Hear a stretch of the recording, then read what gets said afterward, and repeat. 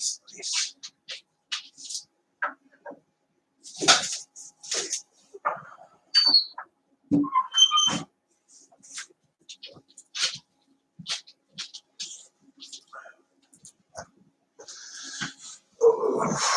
Well, I'm back. I was sitting watching another guy's podcast, and I thought, why am I watching that when I can do my own? So the last chapter I read was Rio. Don't sit and chew that bone. No. Anyway, the last chapter I read there was a bit about Kevin's loan sharking business, and it was kind of funny. I left a comment there because a friend of mine had mentioned to me how, I need money, and I was like, haha, I kind of like alluded to that, like, the 2.5 points, per week, that doesn't come off the principal. Plus, you charge like a monthly, like a 10% on top of that amount owing, and to someone who doesn't understand it, it's like explaining highway robbery, anyways. But it was just kind of a funny thing. Poor Rio can't chew his bone now because, he chews a bunch of wood or whatever. But anyways, so like I said, I was reading some guys or watching some guys podcasts there, live stream or whatever. I thought, screw it, man, I'll do my own now because, I've been going on that StreamYard too. I know this is, I kind of want to keep it more to the book on this series, but maybe this will just be the genre I go with. Like I say, the casual friendly giant down by or putting an easy chair by the fire. Yeah. But this next chapter is around 20 pages, so I'm just gonna bash on with it, man. Get some good, get some pages behind me, eh? But kind of a quiet day. Had a bit of a smash up there with my truck there, backing it out, unfortunately. But I gotta get that sorted out now. Of course, not what I wanted. But I'm gonna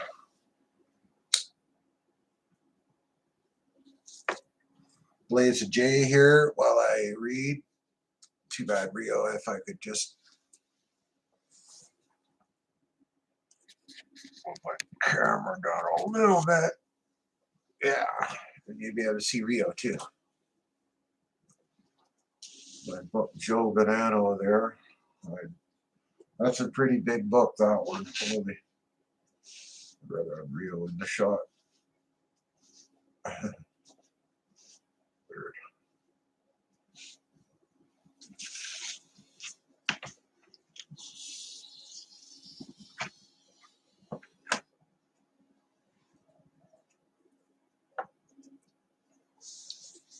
Yeah, I was thinking about reading. I haven't read that in a while.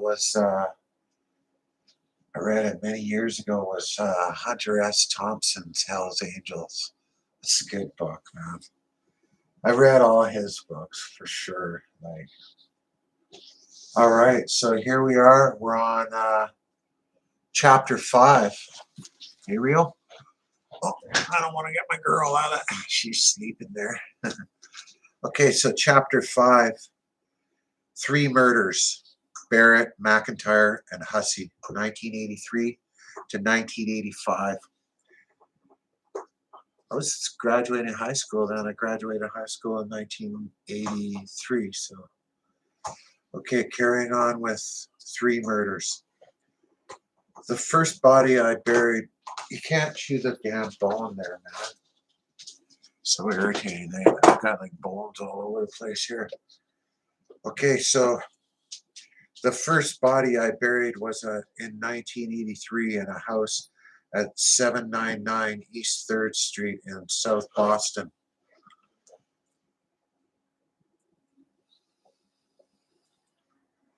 Diagonally across the street from Stevie's mother's home. The house belonged to the brother of a friend and the body to Arthur Bucky Barrett, a hoodlum from Quincy in his mid-40s who was skilled at bypassing alarms and robbing banks and safes. He was also a drug dealer who'd hooked up with Joe Murray and the Charlton crew that was involved in Murray's drug operation.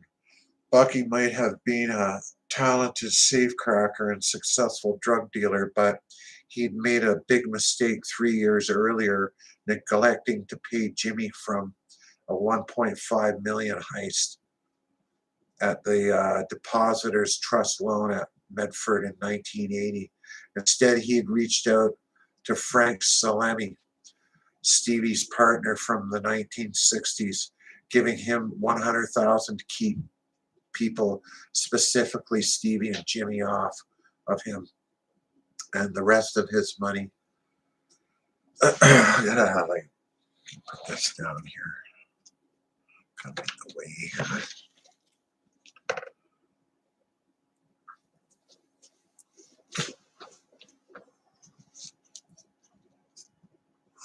Like for me, lighting's always an issue in here too because it's so freaking dark and the wood and that. I got the windows open, lights on all over the place here. But anyway, I'm gonna carry on if I can find my place. And the rest of his money. Since Salemi was doing time for a crime Stevie had been involved with, Stevie had no choice but to back away from Frankie when Frankie told him Bucky was with him.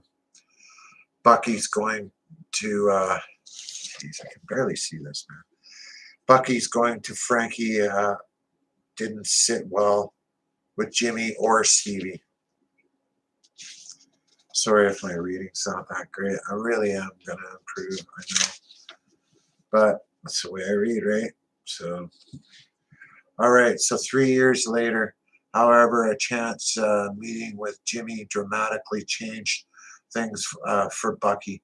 That day, Bucky was heading down a flight of stairs in a building in Dorchester, having just visited his probation officer, when he ran into Jimmy and me. We were headed to a travel agent in the same building so Jimmy could plan a trip. Jimmy introduced me to Bucky and the two of us shook hands.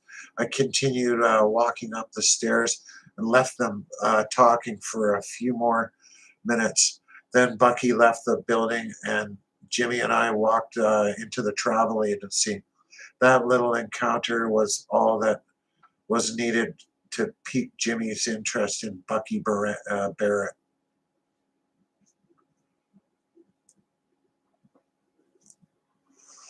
A few months after that encounter, Jimmy and Stevie worked out a plan to shake down Bucky. At the time, there was no mention of killing him, so I thought all we were doing was a shakedown for that bank heist money and whatever else we could get from his drug business. Since Bucky had a penchant for diamonds and liked to collect jewelry, the plan was to have him come over to the house on East 3rd Street to meet with a fellow who deals in hot diamonds. My part in the plan was to be that fellow.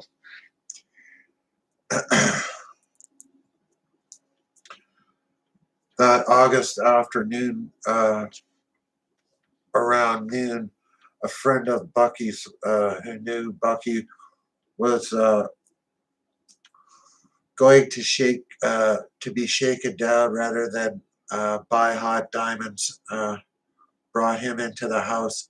While most of the houses in South Boston were triple-deckers, 3-story row houses, this house was a 2-story structure, and it was a small house with 2 rooms on the first floor. One an ordinary kitchen with the basic sink, oven, and a refrigerator. The second, a parlor with a couch against the front windows looking out onto the street. a couple of chairs, TV, and stereo, and no carpets on the floor. There were stairs on off the kitchen that led to the second floor, where there were a couple of bedrooms and a bathroom. A wrought iron fence wrapped around the outside. When Bucky walked into the house, I was standing in the parlor, which was connected to the kitchen, and reached out and shook his hand. Heavy set, maybe 5'9". Bucky was an average-looking guy, wearing dungarees and a long-sleeve button-down shirt with an open collar. When I said, "How you doing? Nice to meet you," I couldn't tell. I could tell he didn't recognize me and assumed I was the diamond guy. He didn't get a chance to say anything to me because the minute I stopped talking, Jimmy holding a Mac 11 9mm machine gun with a silencer stepped out from behind the refrigerator and yelled, "Bucky Barrett, freeze!" Oh, imagine. At that moment, Bucky looked panicked, no doubt. I have no idea what he was thinking, but I still thought this was just a shakedown. Pointing the gun towards Bucky, Jimmy motioned for him to sit down in a kitchen chair and told the guy who had walked him into get out of there. Man, I tell you, sometimes I just stumble over my words. I'm so sorry if I do. But before Bucky had come into the house, Stevie had removed chains and had handcuffs from a small black zippered carry-all bag and placed them near the chair. It didn't take long for him to handcuff Bucky and put the chains around his legs and waist and manacle him to the chair. Jesus. Jimmy sat down on a chair across from Bucky, placing the machine gun on the table in front of him, while Stevie sat down in another chair facing Bucky. At that point, I wasn't doing anything besides standing there watching. As Bucky sat there, I could see that he was nervous, but he wasn't trembling or shaking or anything. He was taking it like a man. I went to sit on the couch in the parlor while Stevie and Jimmy began to interrogate Bucky. Although I could look into the kitchen from the couch. That's funny, the dog. Couch. I couldn't see the table, but I could listen to the conversation, which was going on in a nice, calm manner with no yelling or anything. Bucky answered their questions for hours, talking about the drug business, how much pot he was selling, how much money he was making. Jimmy and Stevie were particularly interested in Joe Murray, the drug dealer Bucky was involved with, who was making millions. Bucky was giving up information for the next crime, probably a shakedown on Murray. Even though Jimmy kept the machine gun on Ricky, since he was well shackled, there was no further need to threaten him. A couple of times, Jimmy came out into the parlor to tell me that what was going on, what Bucky was saying about the drug business, how he offered up to pay $40,000 a month from now on.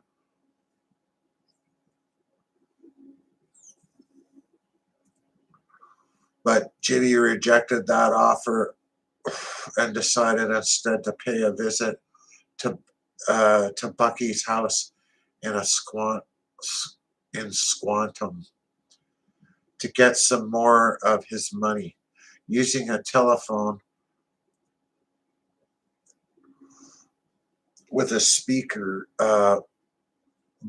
hooked up to it. Jimmy had Bucky call his house. When his wife Elaine answered, Jimmy made Bucky tell her he was bringing some friends over and she had to leave for a couple of hours. After the phone call, Stevie and Jimmy led Bucky down to the cellar and then called me down there. The basement was unfinished with a cement floor, painted military gray, and lighting of uh, and overhead lighting. Yeah, sometimes it's hard. Like I say, my overhead lighting is horrible here, so it's hard to read sometimes. Off that main room was a small room with hot water heaters. A little step led up to the to another small room, maybe 12 feet by 12 feet, with a dirt floor and ceiling so low you couldn't stand up in it. A bulkhead opened to the backyard with a driveway uh, to the side. Handing me the machine gun, Jimmy told me to watch Bucky while he and Stevie went over to his house. Bucky and I were down there for about an hour, but I didn't say a word to him during that time. I didn't think it was appropriate for me to talk to him. He was sitting there softly saying his prayers to God.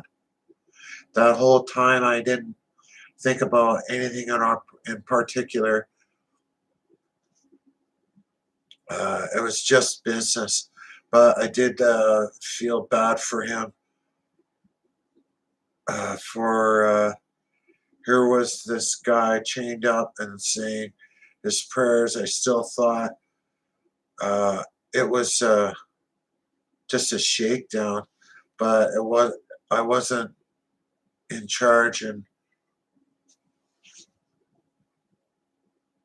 I understood that whatever happened to Bucky was not my decision. When Jimmy and Stevie returned from Squantum with only 47,000 from a hide that Bucky had told them about in his house, they brought him back upstairs. At that point, I was sent out to pick up an Asian guy who will remain nameless to accompany me to a restaurant, Little Rascals at Faneuil Hall. Our job was to collect the 10,000 that belonged to Bucky from his partner. When he got to the restaurant, I remained in the car while the Asian fellow went in to pick up the envelope with the money. Once he got back in the car, I, I took the envelope and dropped him off at another location and went back to the house on East 3rd Street. I ended up receiving between 9 and 10,000 from the money taken from Barrett.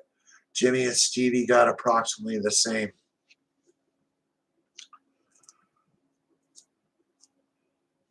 An hour or so after I got back to the house, around 6 p.m., Jimmy told me to go grab a bite to eat. So I went home and ate. I'd only been home 45 minutes when Jimmy beat me to come back. Back at the house, I saw that Bucky looked pretty much the same as when I had left. He hadn't been beaten up or tortured or anything like that. And I still assumed he was going to be shaken down and released. But when Jimmy said, Bucky's going to go downstairs and lay down, I understood something else was up. Bucky turned his head and, with no begging or pleading for his life, looked at Jimmy and said in a compliant way, Yeah, lay down. He knew the end was near and just acquiesced to it. Still manacled, he started to walk down the stairs from very slowly, one step at a time, following Stevie with Jimmy behind him. A few steps from the bottom, Jimmy put the gun to the back of Bucky's head and pulled the trigger, but nothing happened. Jimmy stopped, took his glasses out of his shirt pocket, and realizing the safety was still on, flipped it off. Bucky had continued walking very slowly down the last stairs. Jimmy descended a few more stairs and then put the gun to the back of Bucky's head and a second time, this time killing him instantly. Splattered blood along with his brains and skull all over the stairs and floor. Once Jimmy and Stevie were positive Bucky was dead, Jimmy went upstairs to take a nap. He was nice and relaxed, not the least bit excited or anything. He just lay down on the couch and went to sleep with Stevie, and I set about cleaning up the mess. I noticed that Jimmy seemed to calm down after the murder, almost as if he had just taken a Valium. Although he stayed that way for a while, eventually he turned a bit hyper. I noticed this after other murders too. Nothing seemed to relax him or make him feel quite so good as a murder. The first thing Stevie did was to remove Bucky's teeth with a pair of channel lock pliers in order to foil dental identification. This was before DNA was being used to identify bodies. He tossed the teeth into a bag he would dispose of later. Stories about Barrett being tortured or terrorized while he was alive of his feet and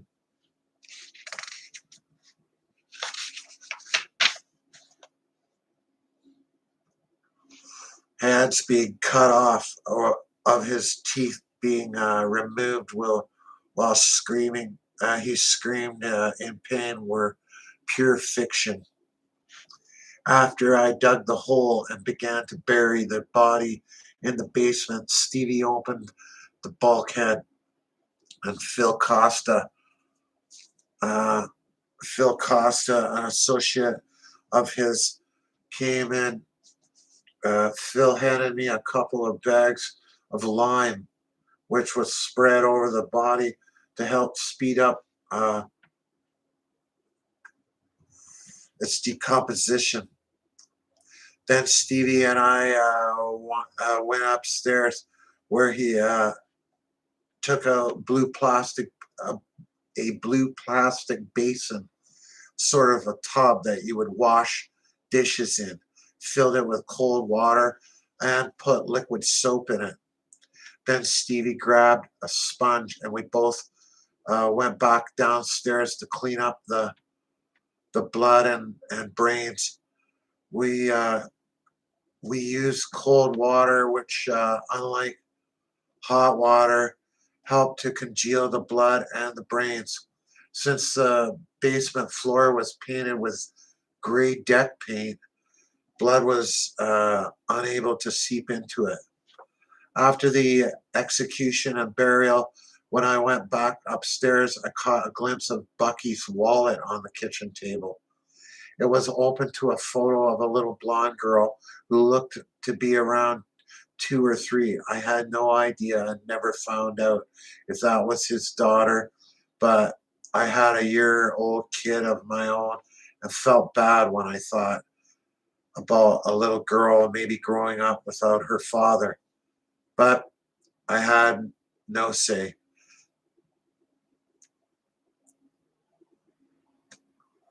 The die had been cast years earlier.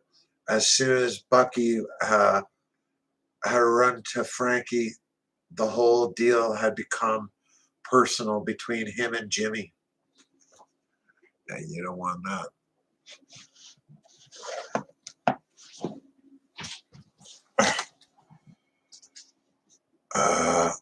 Where the heck were we here now? Okay. So Bucky had been killed because he had a big mouth, and Jimmy couldn't trust him. He was going to let Bucky run to someone like Frankie to back him off a second time, but I had to hand it to Bucky. This time he had been a man from the minute he'd been walked into the house until the very end. He never begged. He never complained. He never pleaded for his life. After the cleanup, we finished, and Stevie took off to get rid of the teeth. I drove Barrett's brown Cadillac over to Sabin Hill, and where I parked it, and made sure it was all wiped down. Jimmy had followed me, so I hopped into his car, and we headed over to the Castle Island, where we parked and took the garage bag filled with Barrett's clothes out of the trunk. After we poked a couple of holes in the bag, we walked to the end of the pier and dropped the bag into the water. For a few minutes, we just stood there, and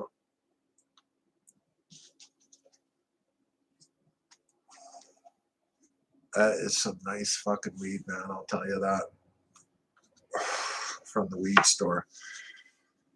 We just stood there and watched it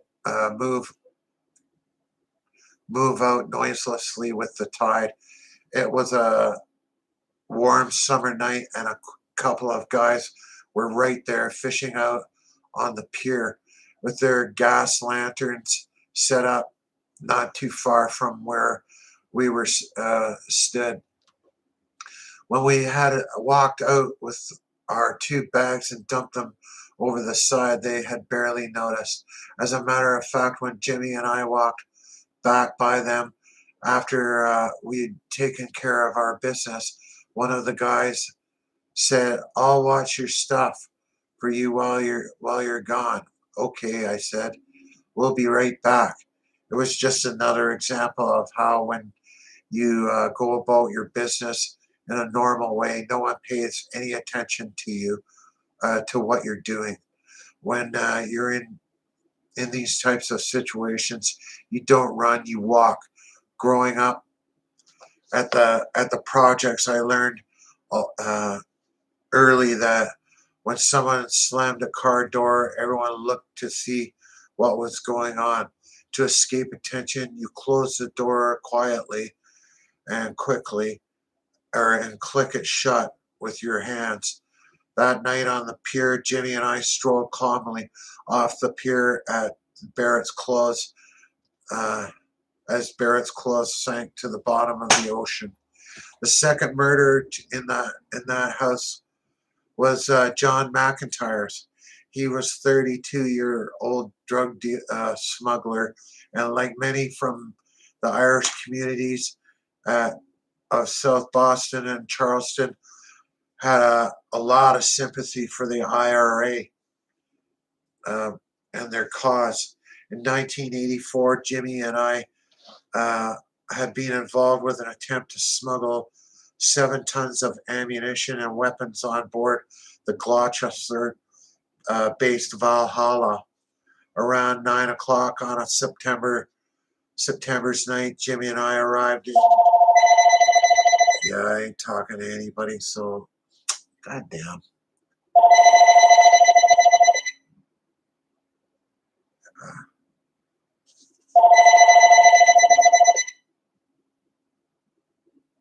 Hello, please leave a message after the tone. Hey Dan, it's Russ. Give me a call when you get this, please. 250-735-7787. Talk to you later, bye. Yeah. Well, I guess I'll be. I don't know if I can edit that out or whatever. Like if anybody's even gonna watch it or what. Like I say, nobody watching now, nobody fucking listening. So whatever. So, yeah, where the hell was I now, man? Yeah, okay, so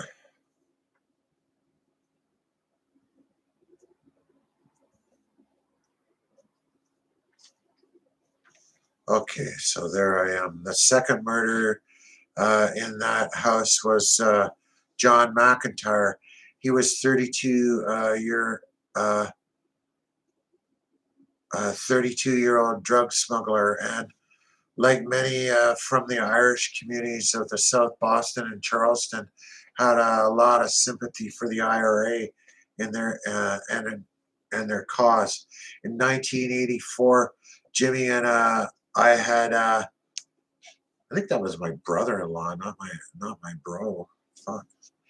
Anyway, I have been involved with an attempt to smuggle 7 tons of ammunition and weapons on board the Gloucester Valhalla.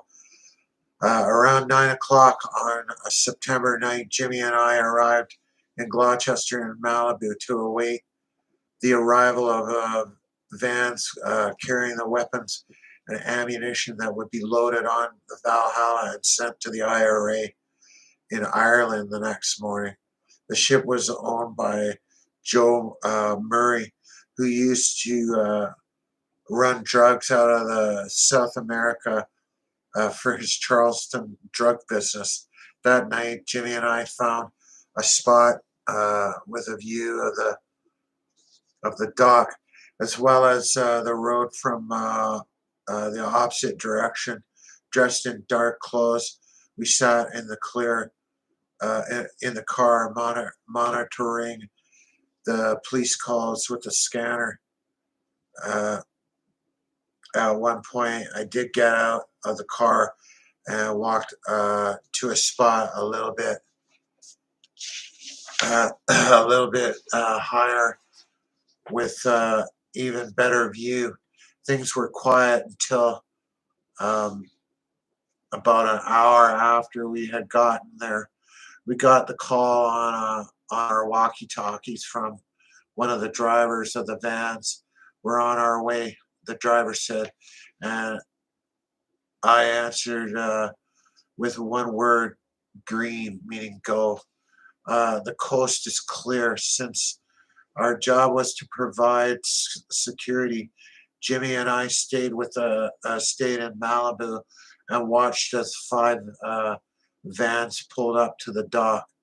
Everybody involved in the operation had their job to do, so the drivers had plenty of it help on the piers as they emptied the 5 vans. We remained at our spot, and as one van after another pulled up, and its crates and duffel bags filled with pistols and high-powered rifles of all different calibers, bulletproof vests. There's a thing saying MK Ultra right there. The memory hole premiere is in 30 minutes. Filled with pistols, high-powered rifles of all sorts, of all different calibers, bulletproof vests, and various kinds of ammunition and explosives, as well as a variety of parts of weapons and replacements pieces they needed for guns already over there were passed from person to person. A lot of the stuff had been bought from gun stores and warehouses all over the country and sent to the different addresses in Boston. It took around an hour until all the stuff was loaded onto the ship. It would take longer to stash it all away on the ship, but once the transfer was completed and the empty vans left, our job provided security was done. So Jimmy and I called it a night and drove away. I'd actually been at the Gloucester dock a few days earlier to see how the operation was going. That day, Jimmy that day Joe Murray happened to introduce me to McIntyre, who also worked as a mechanic on the ship. Things had seemed to be moving along on schedule, but Joe, Jimmy, and I were not the only ones involved in this operation. Much of the money for the weapons had come from different sources all over the country, from a lot of other people supporting the cause. Jimmy and my role was to make sure all the weapons and ammunition got on the Valhalla without any problems. Not that this was my first involvement with the IRA. Jimmy and I had shipped other guns in the past, but nothing as big as this load. During the past couple of years, we had put the guns together, and something else had shipped them over, or someone else had shipped them over. We'd also sent guns with other methods to Ireland. Once inside a van with a security hide built into it. Others, like that seems so primitive to me now. Like, I don't know how they could get away with any of this shit, frankly, because Royal Navy would be like on them, and the Coast Guard would be on them like white on rice, I would think, man. Anyways, they're like the I'll carry on here. One inside a van with a secret hide built into it. Other times, in hides constructed in pieces of furniture. Jimmy and I had never done it to make money. We did it because we believed in the cause. After the Valhalla had left Gloucester, the day after everything had been loaded on it, we didn't know about any trouble until we heard on the news that the Royal Navy and the Royal Air Force had seized a ship off the coast of Ireland. Naturally, Jimmy and I were very upset and waited to hear exactly what had happened. It wasn't until months later that we learned how it had actually gone down. Apparently, as expected, the Valhalla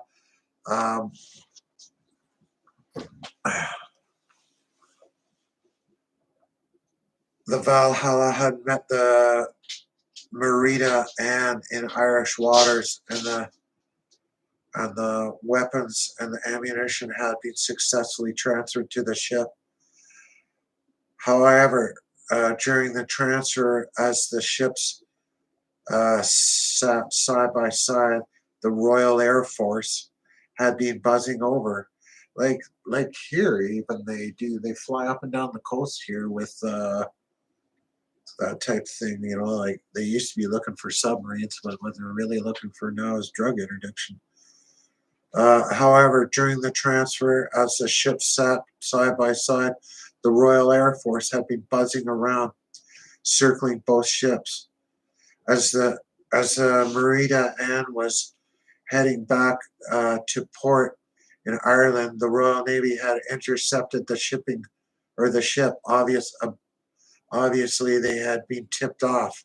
I mean, they looked for it. We all also found out that Merida Ann had been in dry dock for 6 or 7 years on the southern coast of Ireland. It hadn't been used for those years, but suddenly there had been a spurt of activity getting the ship ready to go back to sea. The IRA operates different cells to keep information separate, so not everybody knows what's going on. However, we were able to learn that Sean O'Callaghan, an Irish nationalist and an informant for the British against the IRA had gotten involved in the cells. It was he who had given up the Marita Anna. When the Valhalla had finally came back, having sustained a lot of damage in the big storm, all it um, all it all its windows had been blown out. It docked in the South Boston, not Gloucester. It got back to us that two fellows who had been on the boat had gone down to inspect it, and when they were coming off, they had stopped by the U.S. Customs agents DeFago and Grady. The FBI, through John Connolly, told Jimmy that someone had been grabbed that day coming off the Valhalla who was cooperating with law enforcement. This person was giving us up, telling about his own involvement with the Valhalla, including Jimmy, Stevie, myself, and a few other people involved with that ship. A short time later, we also learned that John McIntyre was one of those two fellows stopped by the customs agents. He had been grabbed for domestic violence. As a result, he had immediately started cooperating with the authorities. All we knew at first, however, was that one of those two people who had originally been stopped by the customs agents, McIntyre or Anderson, the captain of the ship, was cooperating. It was quickly determined that it would be best for us to grab McIntyre since Anderson was older and more old school. Also, since McIntyre was geographically close to us, it would be easy to grab him. In the meantime, since the Valhalla had come back, the Ramsland, an old freighter from South America, also owned by Joe Murray, was presently in Chelsea Naval Yard, scheduled to be scrapped. This ship was presently carrying 30 tons of marijuana for Murray's operation out of the Charleston, which was a street value of $30 million, or $30 million minus expenditures. Jimmy and I each had a piece of that. In all, there were 60 people involved, each with equal shares that came out to about $2.5 million to $3 million apiece after expenses. Although we'd used the Valhalla to send guns to Ireland, we had never sent drugs over there. It was fine to send the drugs to the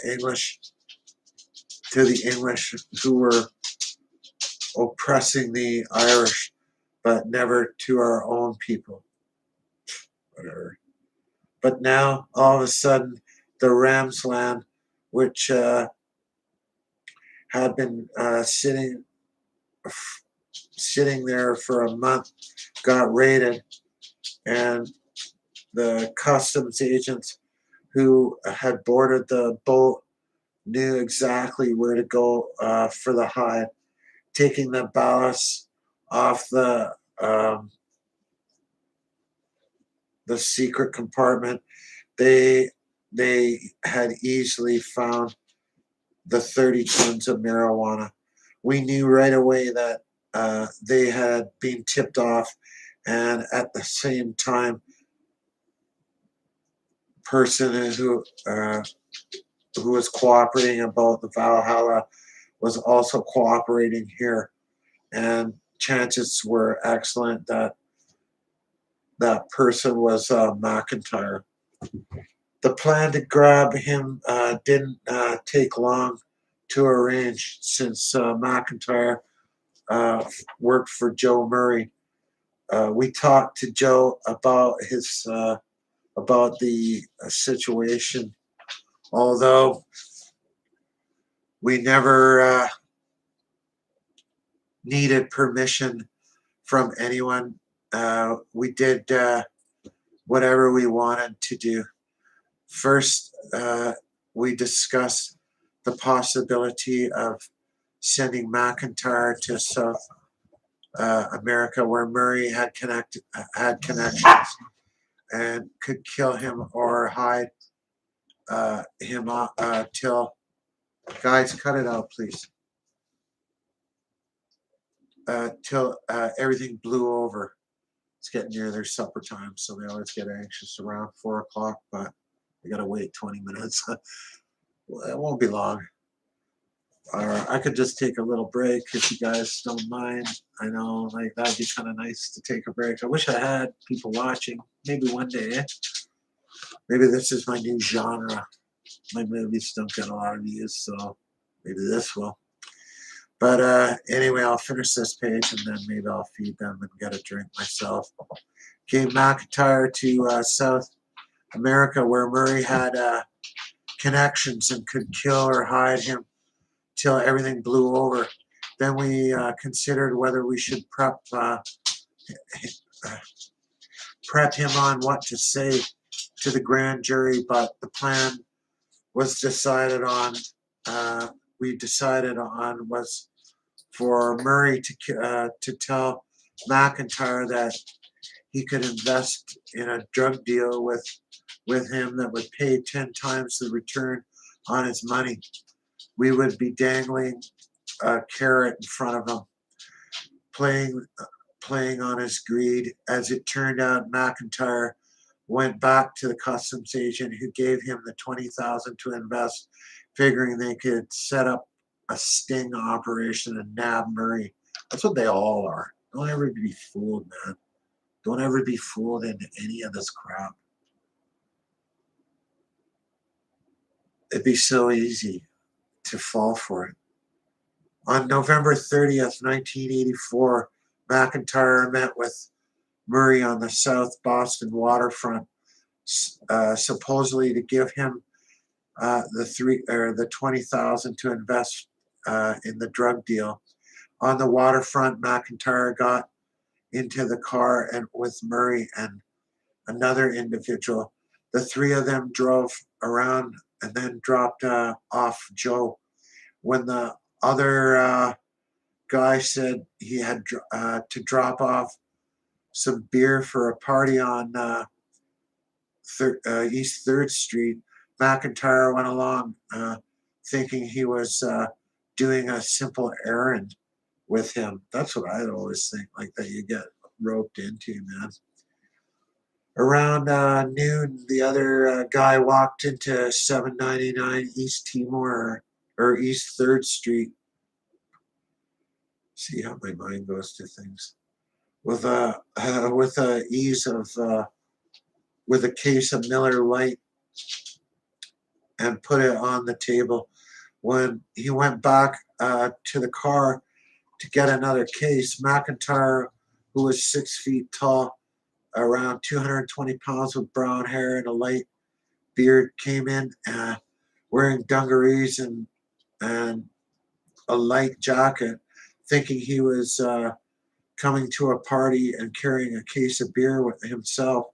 When he walked into the kitchen, he immediately saw me and Stevie and started to turn back, but I grabbed him by the throat and the back of his head, and he went down to the floor. At the same time, Jimmy stepped out from behind the refrigerator with a machine pistol, a Mac 10, with a silencer, and said, "Let him up." When I helped him up, Stevie and Jimmy sat him in the chair where Stevie handcuffed him, shackled, and chained him, leaving the three of them alone with in the kitchen. I walked into the adjacent parlor and sat on the couch. For the next 5 or 6 hours, McIntyre was never tortured, although he was obviously mentally terrorized.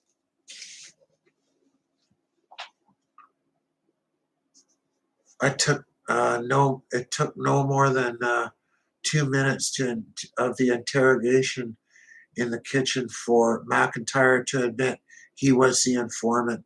From the parlor, I could hear him say, "I'm sorry, I was weak." Jimmy told him to take it easy, to calm down. "Don't worry," he told him. We're going to send you to South America, or tell you what to say in front of the grand jury. You'll be all right." Jimmy came out and a minute or so later to tell me who was or what was going on. When Jimmy went back into the kitchen, the three of them continued to talk about Joe Murray and his operation. Jimmy wanted to find out about McIntyre's involvement in the drug business, who he was working for, and how much he was making, how much he was bringing in. He was more interested in that information than in the fact that McIntyre was talking to the law about us. It didn't take long for Jimmy to realize that the plan to send McIntyre away or tell him what to say to the grand jury was not going to work. He understood that eventually McIntyre would talk again. I think it was already predetermined by Jimmy that he was going to kill him, but the conversation lasted a few hours with no yelling and Jimmy talking to McIntyre in a nice, calm manner, getting all of the information he needed as McIntyre replied in an equally calm manner. Around 5, Jimmy told me to leave and get something to eat. So I went over to my in-laws' house and ate there. About an hour later, he beat me and came back to the house.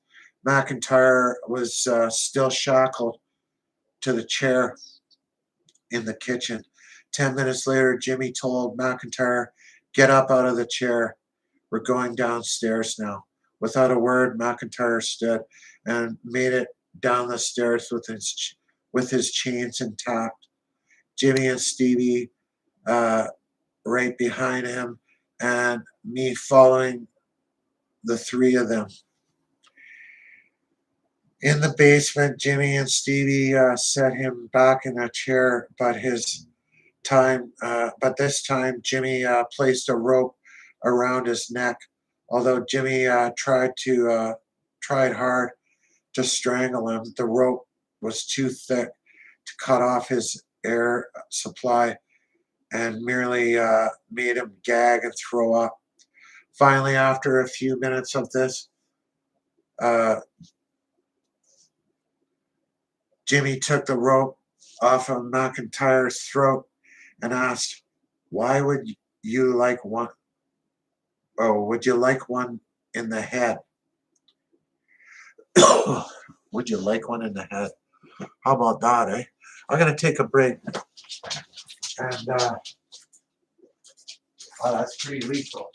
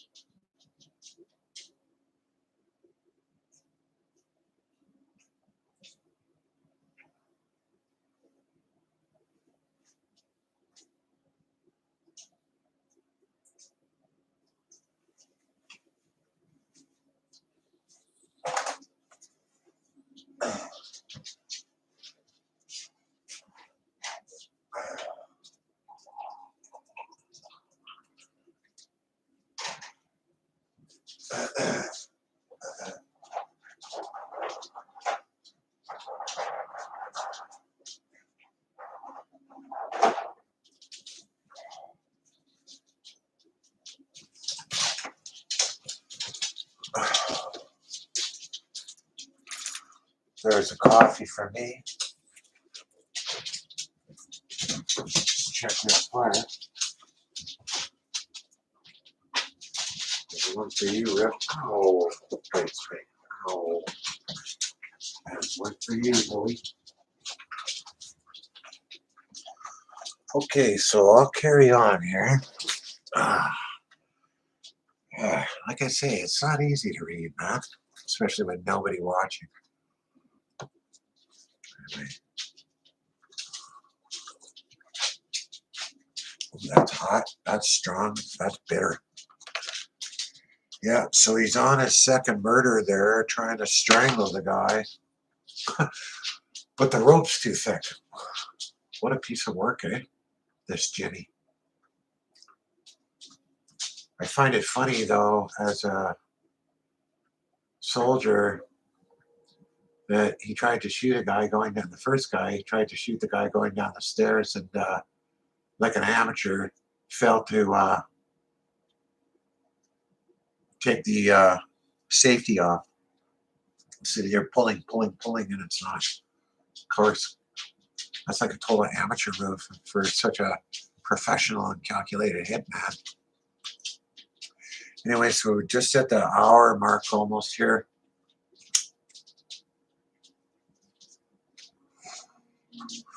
I was losing my concentration, and the dogs are, they were distracting me. Okay, so we're going to bash on here. Just trying to ignore people here today, so.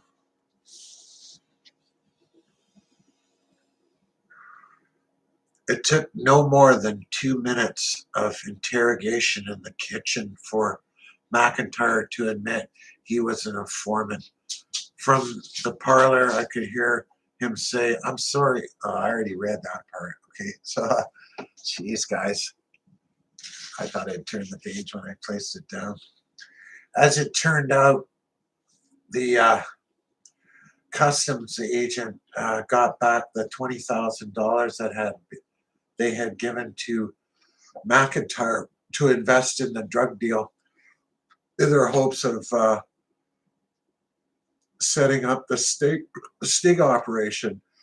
Jimmy kept the money and gave Murray and Stevie and me each $5,000. Actually, he exchanged it for another $20,000 just to be safe. Before he headed Buddy out to us, a week later, we found out the agents were upset because not only had they lost an informant, but they also lost $20,000. But that November night, after Stevie and I had cleaned up the site, Stevie and Jimmy followed me while I drove McIntyre's dark-colored pickup truck with a standard shift on the column to Neponset or Neponset Bridge. I parked it next to the upstairs, the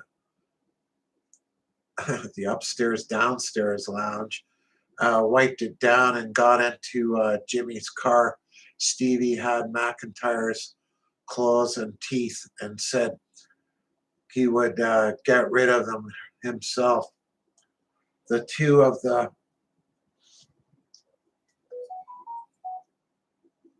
two of them dropped me off at my house and went for dinner. As soon as I got home, I threw my clothes in the washing machine and went into the shower. And how did I feel? Fine, because to me it was just business. All I thought was about when I was doing business was making money and staying free. There was no sense in doing a crime if you couldn't get away with it. And McIntyre had turned it into an informant who was trying to make me lose my freedom as an infamous, as as an informant. He got what he deserved. A legitimate person would have been it would have been different, but someone who comes around and is involved with us and then is giving us up, is trying to hurt us. McIntyre wasn't my partner. He was just a score, an informant who had to be taken care of.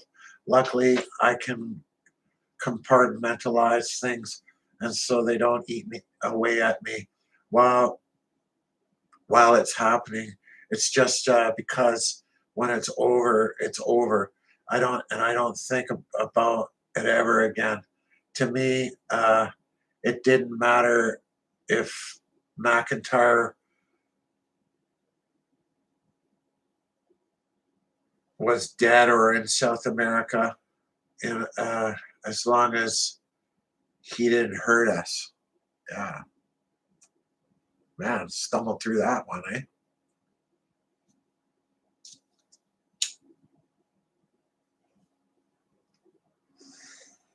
Okay, carrying on.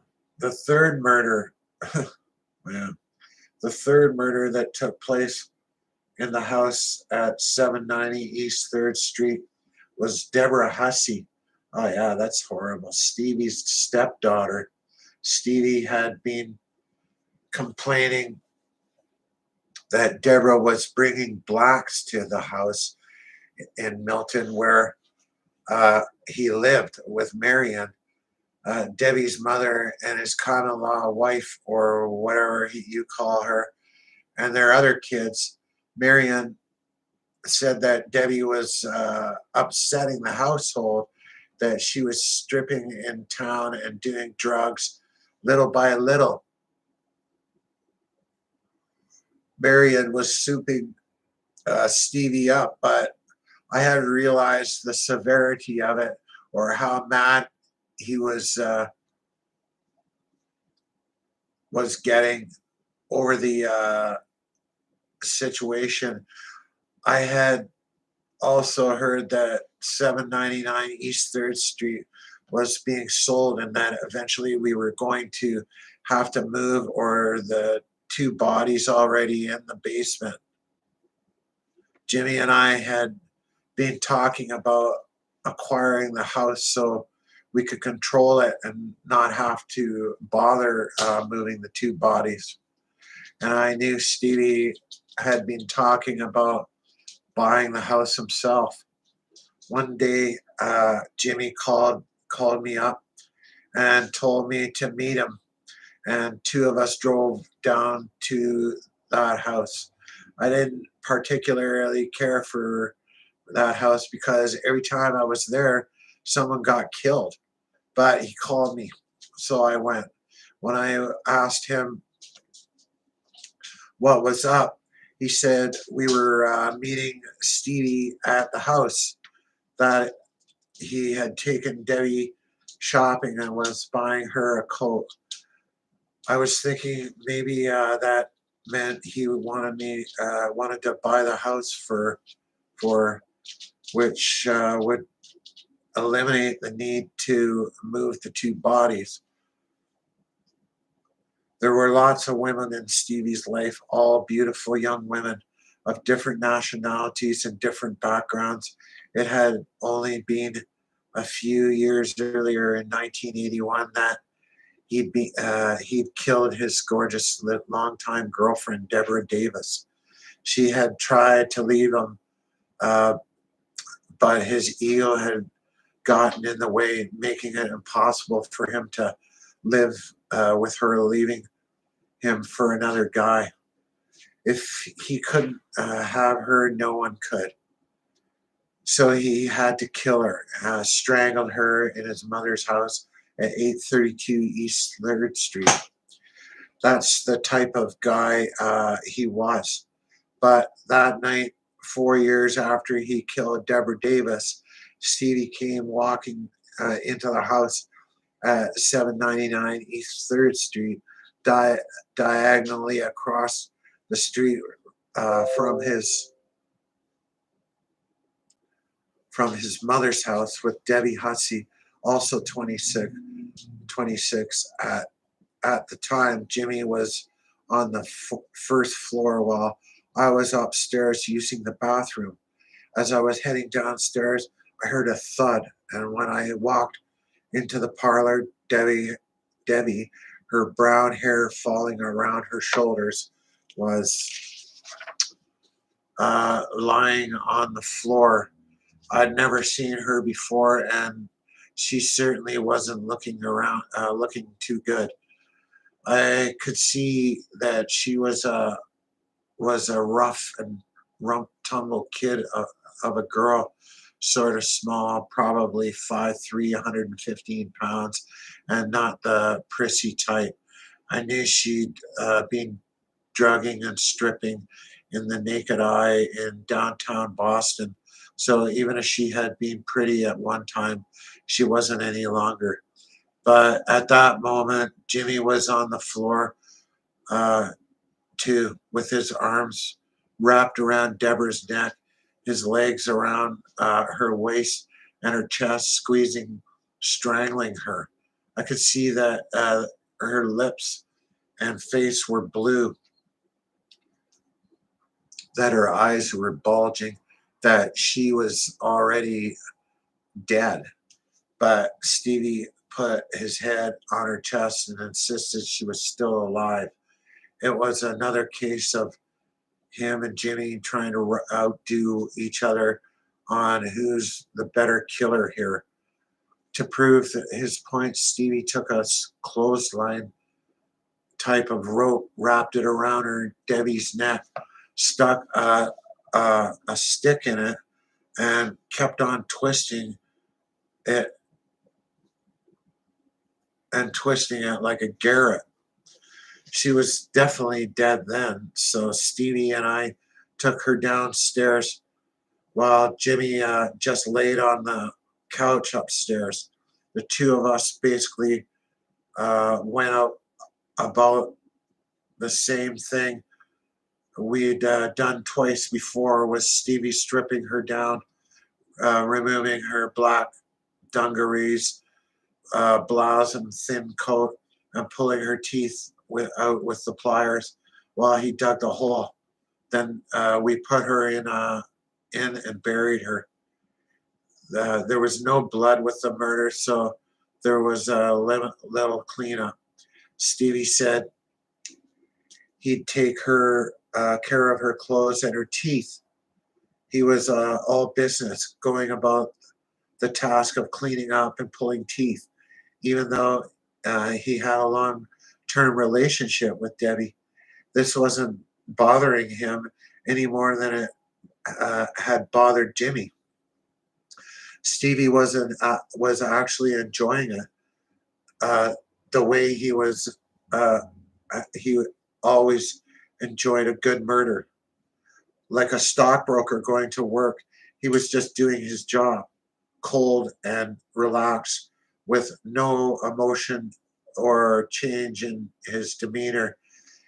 He was performing a night's work. Whether he then went out to meet another of his girlfriends or went home to Marion, I have no idea. Later on, when I was alone with Jimmy, I asked him what that was all about. Who knows? He answered. She was bringing blacks back to the house. she was doing drugs. Stevie was probably fucking her. I never asked it again, but it was just kind of a distasteful killing a woman. I can see killing guys. That's the life they chose, the life they're involved with, the life we all chose. But a woman is different. It wasn't a nice thing. Yeah, but she chose that life too. They just said she's on drugs and a stripper and God knows what else. Anyways, years later, it came out that Stevie was in fact having sex with Debbie, and she being his stepdaughter since she was 3 years old. Who knows if she knew anything else about him, but to kill a woman because she had threatened to tell that you were fucking her didn't make any sense. No more than it did to kill a girlfriend because she wanted to leave you. According to Stevie, his testimony in a later trial, when it came out that he had been having sex with her daughter, Marianne still continued to see him. She didn't know about the murder, but she knew about the sex. That didn't make any sense either. But that was the last murder in the house. As it turned out, 6 months after Debbie Hussey's murder, I wonder if that has anything to do with the word, like calling a woman a hussy. Like, okay, the murder, as it turned out, 6 months after Debbie Hussey's murder, the house got sold. So we had to get the bodies out of there. On Halloween weekend in 1985, an appropriate time for such a move, Stevie and I and another fellow went down to the house to exhume the three bodies, to put them in body bags. The three of us arrived around 5 in the morning, put gloves on our hands and little painter's masks over our noses and mouths, and we got to work. Since Bucky Barrett had been there for a couple of years, McIntyre maybe for a year, and Deborah Hussey for less than that, we knew it wasn't going to be be a pleasant task to dig them all up. The first body we dug up was Bucky, who had kind of mummified rather than decomposed because of the time we'd put, or because of the line we'd put on him. Apparently, Phil Costa had brought us the wrong kind of lime for lime the night Bucky got killed. Instead of buying the lime that helps with decomposition, Phil had brought the lime that is some kind of a fertilizer you use for gardening. As a result, when we pulled Bucky out of the hole, his head snapped off and broke away. But we managed to get it into the bag with the rest of the. See, that's it. With the rest of the body. The other two bodies were a little fresher, so it was pretty gory with the stench of the flesh, but we got each of them into a body bag without any parts breaking off. It took us a good 8 hours to dig up the bodies, put them in the bags, and clean up everything, including all the small bones and the bits and pieces. Stevie and I waited upstairs until it got dark, and Jimmy pulled a station wagon with its back seat down flat into the driveway at the side of the house. The three of us carried each body into the wagon, which was called the hearse, and drove off. Master criminal that he is, Jimmy had already figured out exactly how he would dispose of the bodies.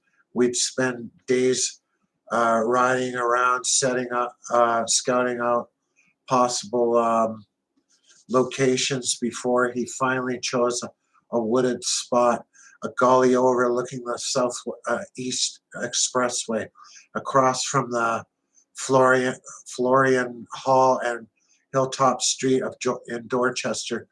At the time, we had the DEA all over us. Batman, but we never had any problem losing them. That night, or the night before, we took the bodies out of East 3rd Street. The three of us had gone to the wooded spot, pre-dug a hole 6 feet wide and 8 feet deep, filled 10 duffel bags with dirt, stuck them back in the hole, and piled the remaining dirt on top of them. Jimmy even put a $20 bill under a rock on top of the dirt so we would know if anyone had spotted the grave. He left nothing to chance. On Halloween night, after we arrived in the selected spot, Jimmy checked to see if the $20 bill was still there. Jeez. When he saw that it was in the exact place under the rock where he had left it, he put it in his pocket, and we took the bodies out of the hearse before he drove it out to the nearby spot. While he was gone, Stevie and I carried each body over to the little wooded area. When Jimmy got back, the three of us took turns on watch, with one of us working the police scanner and holding the grease gun, a cheaply made World War II machine gun fitted with a silencer, just in case anyone stumbled upon us while we were burying the bodies. Jimmy went on watch first, while Stevie and I began to replace the duffel bags with the three body bags. As we were transferring the bodies out of the bags into the hole, Bucky's head got loose and rolled out of the bag. This time I had to push it into the hole with my foot. The whole time we were working, a big Halloween party was going on across the street at the Florian Hall, spilling out into the parking lot 20 yards from us. People were parking and heading to the party, while I was lying face down with the gun, and Stevie and Jimmy were busy at the hole. A kid got out of his car maybe 20 feet from us. We had been real quiet, so I was sure he hadn't heard or seen us. All he did was relieve himself. So he had obviously been drinking, and then got back in his car and drove away. After the kid left, Jimmy was a little upset with me for letting anyone get that close to and not killing him. He would never have taken a chance and would have shot him the minute he stepped out of his car. There's plenty of room in the hole for the kid, he told me. But there he had been no reason to kill the kid. He hadn't seen anything. That kid never knew how lucky he was that it was me on the gun and not Jimmy. Anyhow, we finished up burying the bodies right there under everybody's noses. One of the body bags ended up with a broken zipper and couldn't be used again. So we tossed it into the hole with the three bodies. When we were through, about 45 minutes after we'd gotten there, we'd stuffed 9 of the empty duffel bags inside the 10th bag and carried it, along with the 2 body bags, back to the hearse.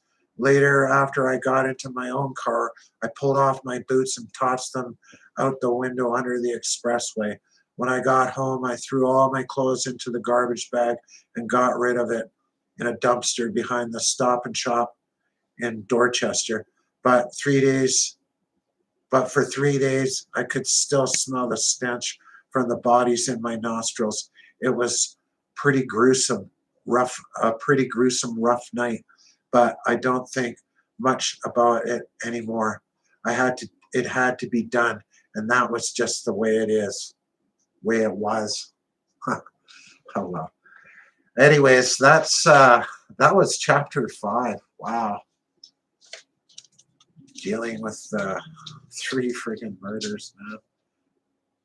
I heard about that chick. Like, that's horrible, man. What a scumbag. Like he said, you can ski.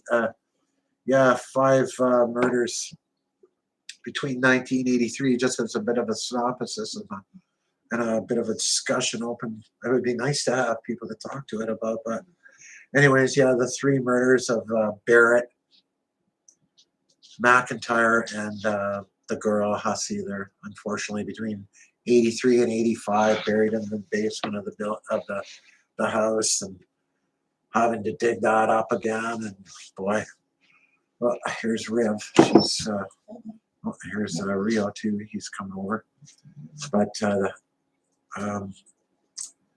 that's something. Anyways, yeah. So that was a chapter that took me. It's around an hour and 22 minutes of reading, and my dogs want me to feed them now because it's after 4 o'clock. It's almost 4:20, dude. So you could blaze a J or whatever, and I probably won't be reading again tonight. That's 2 chapters I read live today, so that's kind of cool. Hey, that person that's sitting there watching me talk right now, go ahead and hit the thumbs up. That'd be appreciated. Somebody's got to like it. It's not that bad. I actually watched a video yesterday, a live stream from a lady's hut in, I believe it was in like the Philippines. Like her rooster walking around and crowing and stuff. And I was like, man, I'm going to do this. And that could be my new genre, is reading books. Think how smart I'm going to be. Already am. But all right, well, I'm going to end my stream on Christmas Eve. If you haven't subscribed already, be sure to subscribe. And give us a thumbs up if you want to share it. Rio always gets jealous. And I'm going to come on tomorrow and do another chapter reading and bash on with this book and get her finished. All right, so Merry Christmas to everyone, and I'm out.